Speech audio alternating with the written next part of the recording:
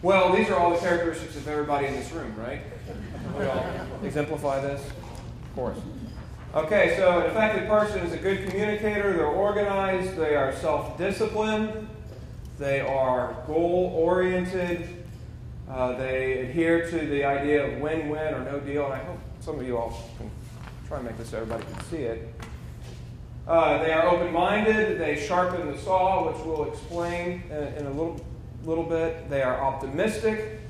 I wrote it, get it down. They get it down. They get it done. They have a purpose. They have a sense of presence. They are honest. They are authentic. They are compassionate, creative, punctual. They are present. I think all of those are absolutely characteristics of a person who we would consider highly effective. Oh, good. These are the notes that these will actually stick on the wall. So I might put that right there. We'll see if that will stay there or not. These are the 7 habits as outlined in Covey's book. These are the basis for being a person who is highly effective. And as we walk through these, I want you all to be thinking about any other habits that Covey might have missed that aren't in his book. He has since published a book called The 8th Habit after the 7 Habits of Highly Effective People. But if there are any other ones you feel that we have not really hit on, at the end, I'll invite your reflections on that and share those with us. I think there are any that Covey might consider. So we'll begin. The first one in his book is to be proactive. What does it mean to be proactive? Have a plan. To have a plan. Okay. What else does it mean to be proactive? Get involved. To get out there and do it. Anticipate. To anticipate it. That's right. That's right. To be Don't wait on it proactive. to come to you. I'm sorry, sir. Don't wait on it to come to you. Don't wait on it to come to you. That's right. That's right. The way Covey talks about being proactive is by being responsible for both our attitudes and our actions. And those of you all who have read his book will recall that he takes the word responsibility and he separates it into 2 words. And the 2 words that he divides it into are response and our ability.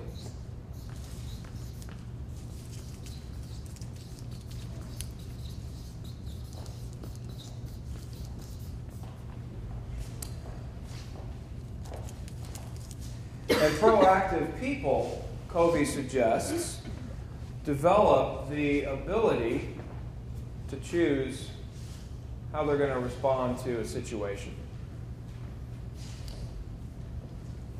And the more people are able to really have that ability to choose how they're going to respond to a situation, whether it's a really positive situation or if it's a really unpleasant situation, the more proactive that person will be. Which is a really interesting thought if you think about it. And we'll see if this will actually behave and stay up here or not.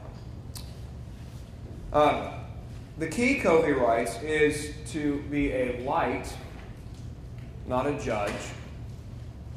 To be a model, not a critic. To be a programmer, not a program. To feed opportunities and starve problems. To keep promises and to not make excuses. That's what Covey is talking about when he talks about being proactive and owning our own ability to choose how we respond to situations. So the idea, Covey spouses with this habit is that the more we are able to choose how we respond to a situation, the more proactive we will naturally become.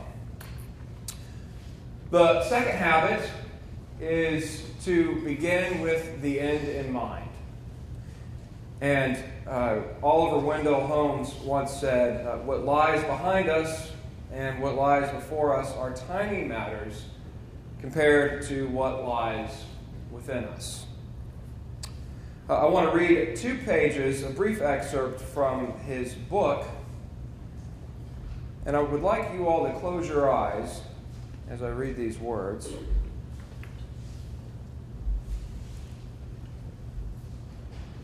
In your mind's eye, you see yourself going to a funeral of a loved one. Picture yourself driving to the funeral parlor or chapel, parking the car and getting out.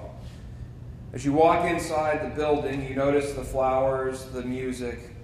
You see the faces of friends and family you pass along the way. You feel the shared sorrow of losing, the joy of having known, that radiates from the hearts of the people there. As you walk down to the front of the room and look inside the casket, you suddenly come face to face with yourself. Now, this would never happen at an Episcopal service because the casket's always closed, right, at a burial in the Episcopal church. But as you come face to face with yourself, that you realize this is your funeral 3 years from today.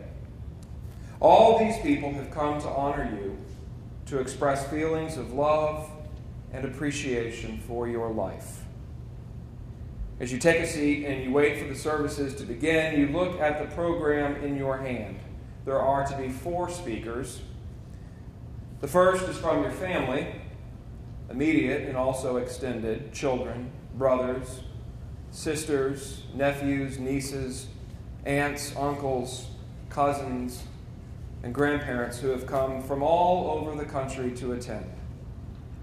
The second speaker is one of your friends, someone who can give a sense of what you were as a person.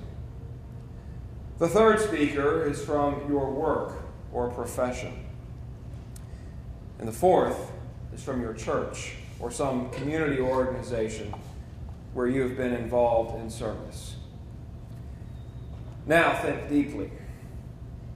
What would you like each of these speakers to say about you and your life? What kind of husband, wife, father, or mother would you like their words to reflect? What kind of son or daughter or cousin? What kind of friend? What kind of working associate? What character would you like them to have seen in you? What contributions, what achievements would you want them to remember? Look carefully at the people around you. What difference would you like to have made in their lives?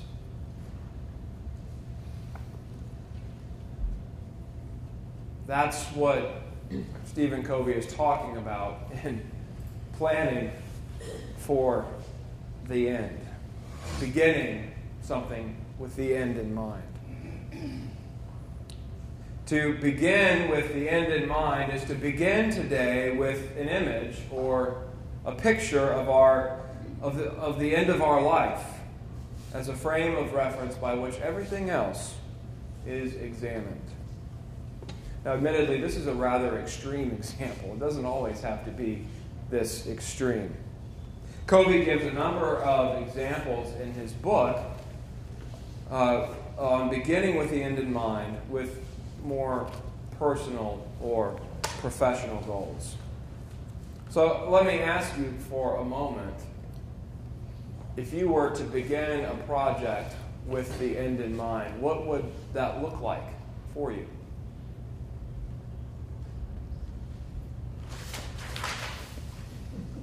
I would begin with Post-it notes that stick, adhere better to the wall.